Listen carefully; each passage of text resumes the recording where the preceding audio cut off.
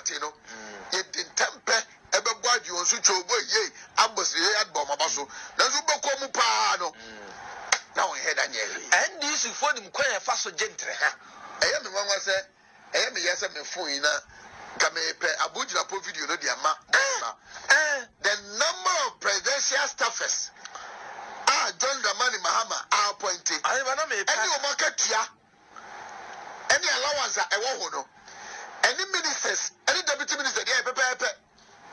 I never know me. Park a communication, Kuano, Asem, and no, appointed the public.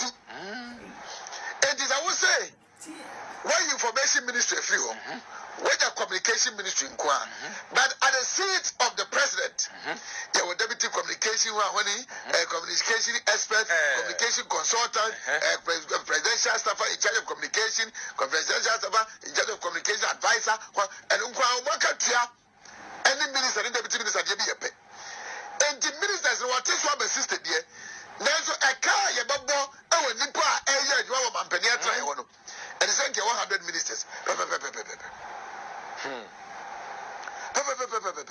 Timu mo pen temu ebo choboy bon sabrane e ma John Dramani Mahama no mo ntwen na akontabu obre no so a na mo behunu se odini paketoa e na ye adwuma a no mo hokasa anase wo be se na tade se ni paketo de o menyina mum behind the scenes behind Ghana for Empenifo say ada aponchani bewu no ana ebehu ne tenten say ene no first time a wo hwem a mesre wo say no subscribe to YouTube channel na ire ama me uwia no like no share na wasa comment wo ho na notification baby beba na do nsa ire emia so ire say be anytime bia me new videos betum bia no wonsa betima ire akame Ghana for John Dramani Mahama chese eba no krono munyansa ewiase ha bia no research say obie no obetimi no yes obie no obeye de obetimi no uzi ye campaign no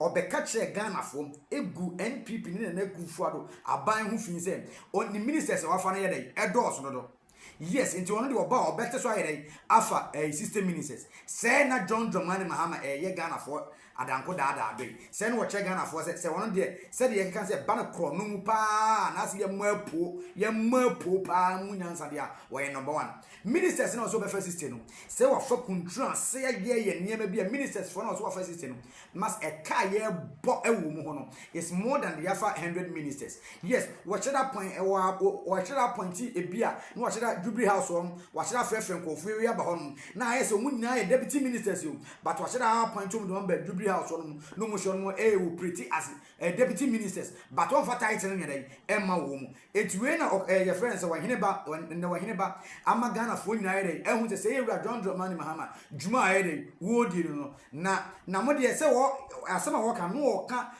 wo ka dey si ewura abugina po dey na wo ka no parliament dey no so e dey no ka no Ghana parliament you ama wiase nyehun say ewura John Dramani Mahama dey wo ye nti mu asabi mu short memory na say bibi ka kebi na mo body so ewura John Dramani Mahama obo adwuma omo adwuma hu nti mo dem me tie dey ewura abugina po so ye dey the two Ghana for him, and the two speaker him, and maybe I seen a say, you are John Dramani Mahama, a bonim, see a merpo and I in Ghana for Padia, or number 1. More than me come in day, you could see a Bujana Podiano. To the cost on the national exchequer. Why do I say this? Take, for example, the president has appointed Dr. Valerie Sawyer as senior presidential advisor in charge of government affairs. Her rank is a cabinet minister who doubles as a member of parliament. So her salary, her emolument, conditions of service, everything to do with her office is at the same rank as a cabinet minister who doubles as a member of parliament.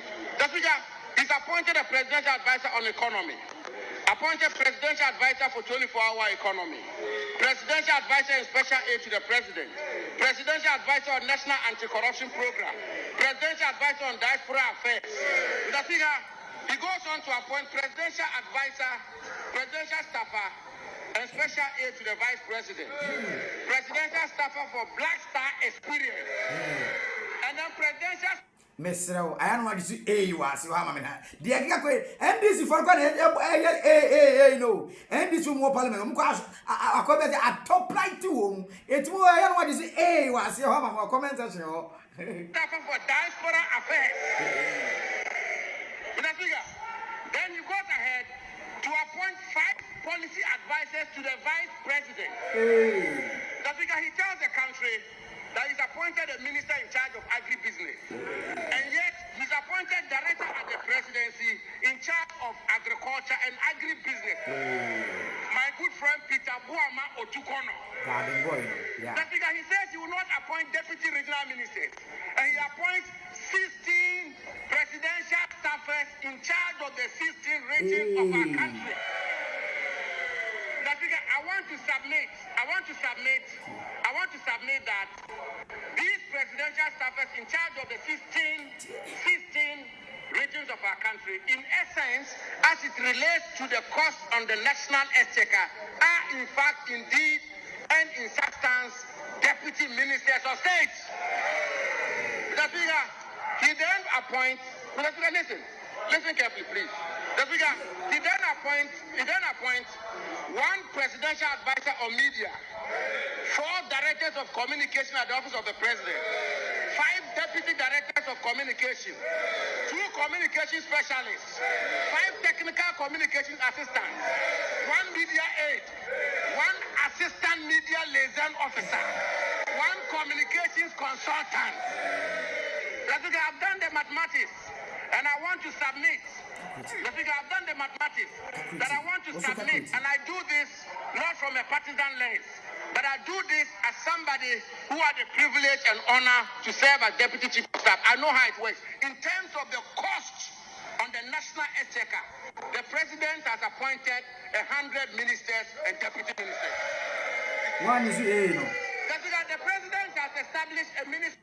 Ghana for suo say atop right me boa John Dramani Mahama see e catch say John Dramani Mahama yemu bi enim nyansa na yadwum down there yes John Dramani Mahama yes so kanea yenim na no pa no yen so kanea hwene nim anajo yenim say John Dramani Mahama wa beye bida oba ya po ne kro no bebo Ghana for an wa sranse ya rudi Ghana for ebi madwem mu say sebi NDC for dodo na o man ko school enu tin se de ye de ya adwen kakreti ade de mo nya de enti won say ade a we a surprise o so we a surprise o John Dramani Mahama no mesi we kwa de ye nketo mi na mesi mo a omudi John Dramani Mahama nkofo na chi no John Dramani Mahama me ya te se assistant ministers no appoint to mu assistant ministers na sa uma ya appoint to ko Jubilee house no omun kewu se ada John Dramani Mahama memu bebe na wiye no ye betri o matum because haram John Dramani Mahama me ye hu se 60 pen wo eti ye be hu as assistant ministers no se akatua foforo bia fa fanche agwo konkofo bo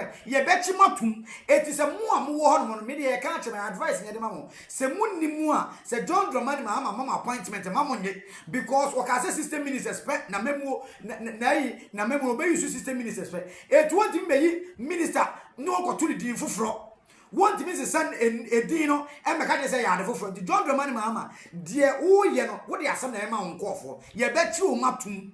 Yes, you bet you matum. It's Ghana for not your question, no. It is a 1 name yard drain said, she has to ba, again, chichi and this volume 2 months. No comment session or drink child as all. Because John Dramani Mahama, what did you? John Dramani Mahama, a band chronomunians away number 1. Why a political scammer? Yes, she said, we are less what you made in Ebediagro. It's a me who I drink show comment session or Medasi.